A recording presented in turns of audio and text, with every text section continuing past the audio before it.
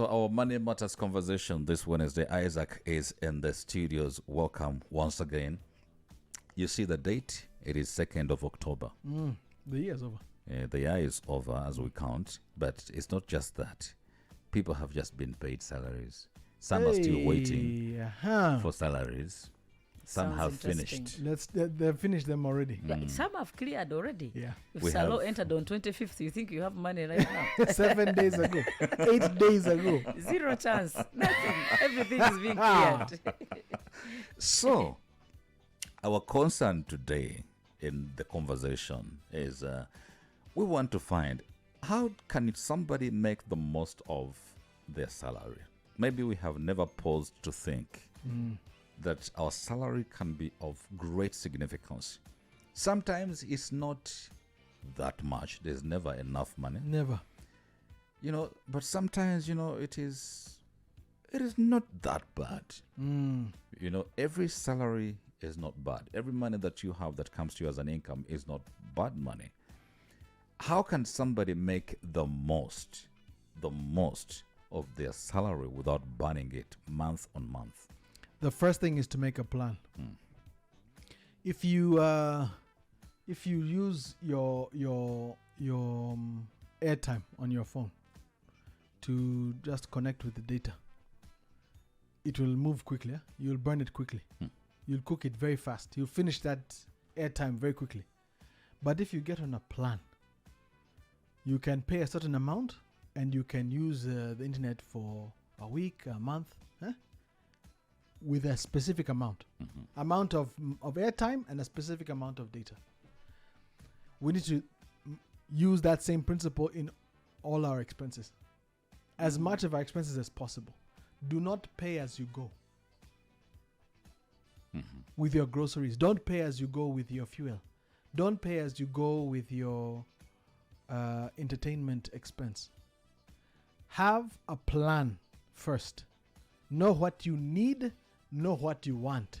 Prioritize what you need first. Wants come with what's remaining. Inside what you need is planning for your future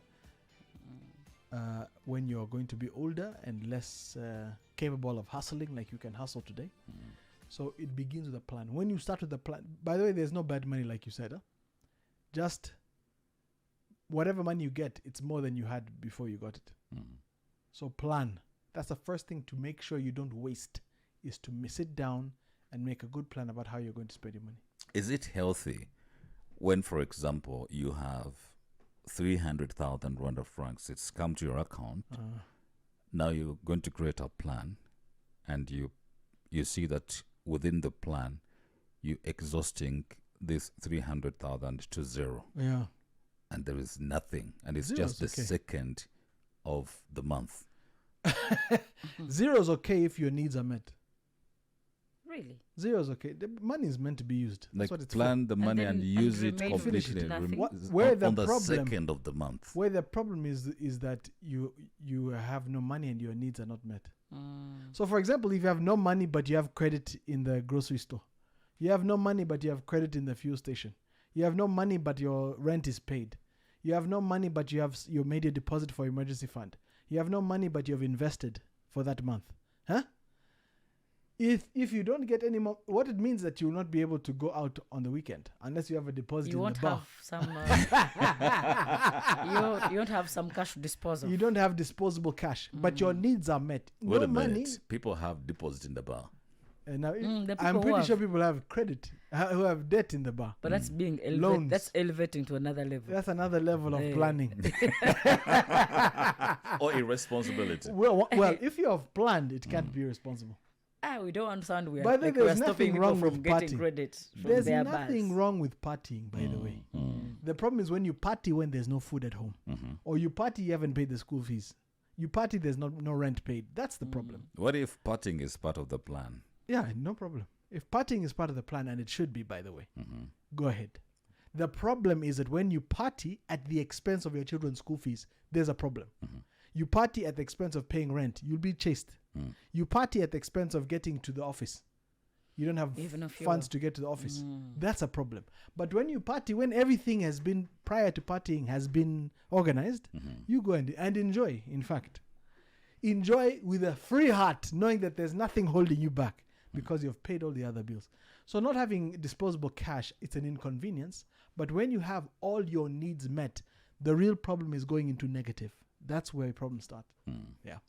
When you have insufficient funds, but you like pets, you love the dog, you love having cats, and these are things to feed. Yeah. How normally should somebody go about, their passions versus When their you income? know your plan, you can easily see what you can and cannot afford. This is one of the reasons why planning is so important. Some of us spend our money sans dossier, pay as you go. You find out that halfway, 3 weeks, 2 weeks, 1 week into the month, all your money is gone.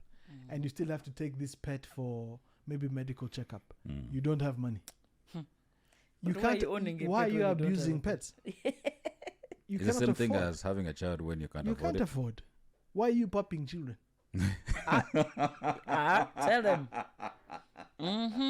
That you're going to give to your mother-in-law Hey, to take care of to them. take Take care. care of- She has done her job. They eat She mangoes. has She carried finished. you They a would wife. eat mangoes You from want the her She carried bush. your wife. She carried the siblings Hey, through university, master's degree, you want and to now add you want to another start a new one. Please plan. That's why they say plan. Family planning, isn't it? Yeah, you Hey. plan your family. Also plan your money. Have I said something? No, you have said a lot. Twende kazi. Dear. You have spoken to us. One question, we'll get into the news and then come Yeah, back to yeah, it. yeah. Somebody here says, Isaac, many of us struggle with sticking to a budget. I don't know if it is a struggle you end. Yeah. Like you have your plan, Yeah. but to stick to that plan because so many good There's things come Eh, along That's the true. Temptations way. are too It's true. many. Yeah, like you just made your plan, 2nd Yeah. of October. Whew, there's a white party. This, not even a normal party, a white one.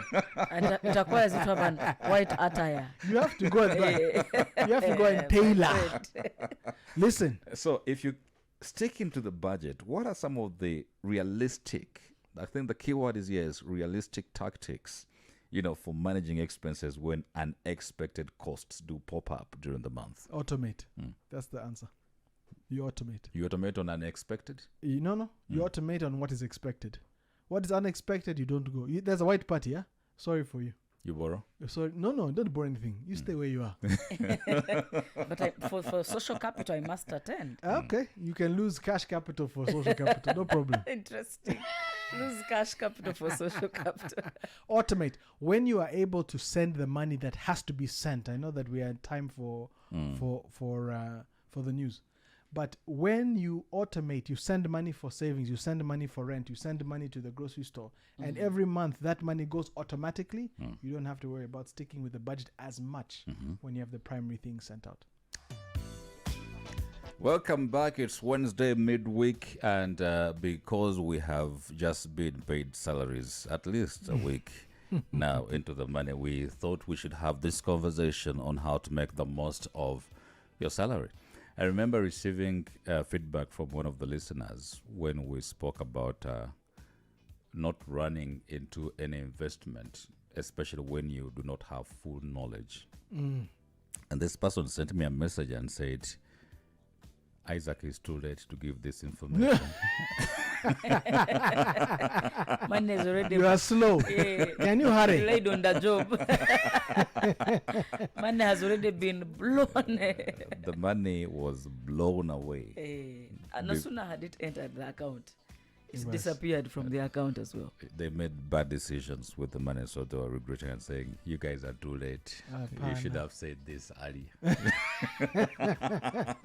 But I hope, since it's just the beginning of the month, that we can be on time to have this conversation. We're talking about how you can make the most of your salary, and we are saying that every money is equally good money.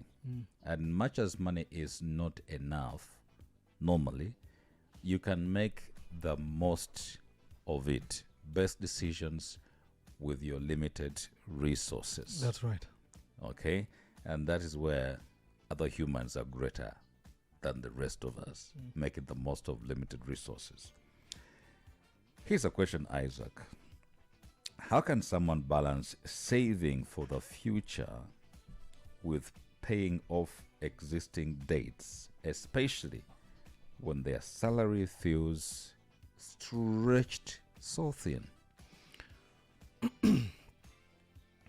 So the question is missing a big piece. So how do you save for the future when you have things to pay for now and the salary is limited? The question is missing a factor of the one who is in control of the money. So when your salary is stretched, can you find a way to unstretch it? Because who is stretching the salary? Is it the government? Is it It is me. the me ta- personally, you are it's the one you, who's an stretching your individual. money? But how do you unstretch it? It was the economy. So you no, it's not the The economy. economy is economizing. The biggest contributor to our financial struggle is ourselves, our choices. Mm-hmm. Not only, by the way, not only your current choices, but also your past choices. It has nothing to do with the government. Not that it has nothing to do. The government is there also, but you will not dodge the government. You not tighten the amount of money you're giving government. Hey. Yeah. If you're employed, nobody's asking you. They're just taking the money. Yeah? And I'm assuming we're talking about employed people. So when you're getting a salary, the first question is, well, there are two questions that are challenging you. Number one, how am I using the money? That's the first question. The second question, after you can answer that, and that first question has many follow-up questions. How am I using the money? The second question is, how can I make more? Those are the two questions. Make more from your job. No, make more money. Yeah, your job is 8 hours of the day. It's not, it's not 3 hours of the day. Then how am I supposed to get another side hustle to make that money? Those becomes, you see, I said the first question has many follow-up questions. The second question also has many follow-up questions. But you begin by saying, how do I tighten the car that I'm driving? If I'm driving, do I have to drive it? Is it a must-have? Is it a must that I drive this car? The house I'm living, where I'm living, should I live here? Do I But- have to? If I go away, where will I put my property? Yeah. Do Fine. I need this Sell. Do you property need I have? all Do I that? need it? Like you don't need the bed. Well, can you share? Not the bed, not the bed, not the bed, not the bed. Isaac Can you is share putting the a house? disclaimer on this one. Not the bed, hey, not the bed. Can you share the house? Can you live in a shared space? Can you live in a shared space? Yeah. Can you live in a more cost? You know, what are the non-negotiables in your spending habits? What do you absolutely have to have, and what things are luxuries, or what could be seen as luxuries if you could get a bit more time? Because we are saying, we're beginning the conversation, we're saying money is stretched. Things are not, the ends are not meeting. Yeah? The end of the month are not meeting each other. So what can we do? We cannot magically create more money, and we cannot magically stop from spending what we need. What we should do is, number one, have a very tough conversation about how we can tighten our spending. And then from tightening our spending, what next can we do about generating money? Those are the two questions. And Generating they're money is it's not an easy one to crack. Yeah, it's not. But it always begins with education. So what could I do to improve my skill set so I'm more likely to get promoted at work? How can I tighten my belt? How can I live in a shared space for the next 2 years? And in that time, take myself through certifications. Take myself through technical school. Take myself through something so that I can improve my capabilities at what I do. Or find a side hustle somewhere.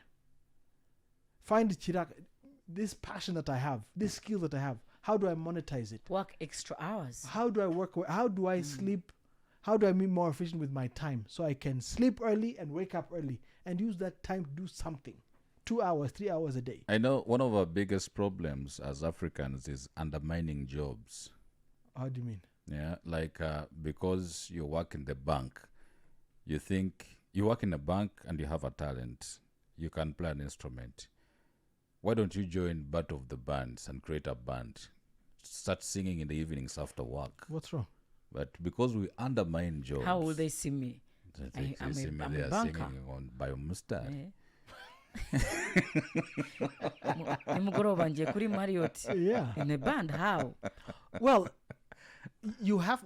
We shouldn't. I don't think anyone should overlook whatever skill set they have, because if you have a skill set, if you have a talent, if you have an ability, it can serve value somewhere. I'll tell you a very quick story. I think we talked about it on the show before. There's a person who was teaching at a school, music, piano.